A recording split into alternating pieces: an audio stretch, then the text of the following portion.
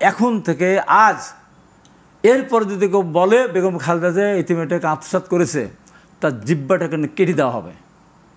কোন আমল? আওয়ামী লীগের আমল। আপনার এই মিথ্যাচারের একমাত্র শাস্তি আপনার জিহ্বাটা কেটে কালো কুত্তা দিয়ে খাওয়ায় দেওয়া। 98 সালে বলেছি। তৎকালীন আওয়ামী লীগ সরকারের স্বরাষ্ট্রমন্ত্রী বীর মুক্তিযোদ্ধা সেক্টর কমান্ডার বীর উত্তম একজন এই কারণে দিলাম, আওয়ামী লীগের সময় সে যখন জাতীয় সংসদে দাঁড়িয়ে বললেন উনি যে ছাত্রলীগের সভাপতি শহীদুদ্দিন চৌধুরী পুলিশকে কাটা রাইফেল দিয়ে গুলি করতে উদ্যত হয়েছিল, পুলিশ আত্মরক্ষার্থে টিয়ারশেল নিক্ষেপ করেছে। এইটা বলার পরের দিন আমি প্রেস ক্লাবের সামনে দাঁড়িয়ে বলেছিলাম 98 সালে সম্ভবত, যে মেজর রফিক স্বরাষ্ট্রমন্ত্রী, আপনি জানেন না ছাত্রদল বা ছাত্রলীগের প্রেসিডেন্ট যদি কারো দিকে কিছু তাক করতে চায় একটা ঢিলও নিজের মানা লাগে না, ইশারা করলেই হয়। তো এই কথাটা যদি, এই মিথ্যা কথাটা যদি আপনি আওয়ামী লীগের পার্টি অফিসে বলতেন আমি নিন্দা জ্ঞাপন করতাম।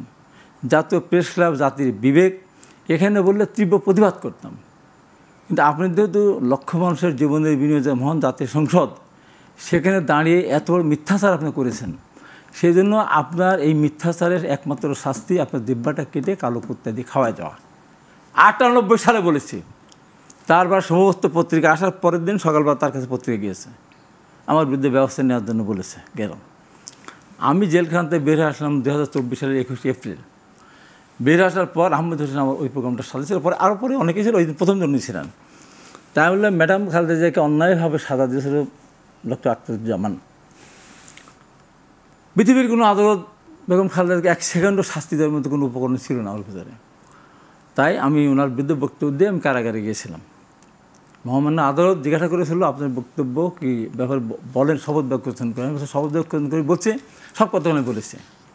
আবারও ঘোষণা করছে আবারও যদি দেশনেত্রী বেগম খালেদা জিয়া, তারেক রহমান এবং জুবাইর রহমানের নামে যদি এই ধরনের কোনো সাজা কোনো বিচারক দেয়, আমি বলবো যে এই জন্য দিলে আমি তারপর আমি বলতেই থাকবো এই কথা, এরকম কথা, তাতে 100 বছর দিল আমি করা করি না। তারপরে আমি জেলখানা ফিরে আসার পরে ওই টকশোতে বললাম যে আমি জেলখানায় গিয়ে সলিমুল হক কামালের কাছ থেকে পরিপূর্ণ এটা আমি পড়েছি রায়, কোথাও বেগম খালেদা জিয়াকে সাজা দেওয়ার মতো কোনো উপকরণ নেই বলেছিলাম। এখন থেকে আজ এরপর যদি কেউ বলে বেগম খালেদা জিয়া ইতিমেটাকে আত্মসাৎ করেছে তার জিহ্বাটাকে কেটে দেওয়া হবে। কোন আমল? আওয়ামী লীগের আমল। কার সামনে? আওয়ামী লীগের এমপি, 5 বারের সাংগঠনিক সম্পাদক। তা আমি আহমেদ হোসেন বলছে আমিও আমার বলেন না, আপনি বলেন বেগম খালেদা জিয়া ইতিমেটাকে আত্মসাৎ করেছে, দেখেন আপনি জিহ্বাটা থাকে কিনা। আওয়ামী লীগ আর একজন এমপি, একজন নেতা আমার সামনে আর এই কথা উচ্চারণ দিতে করেনি যে বেগম খালেদা ইতিমেটার কাছে আত্মসাৎ করেছে।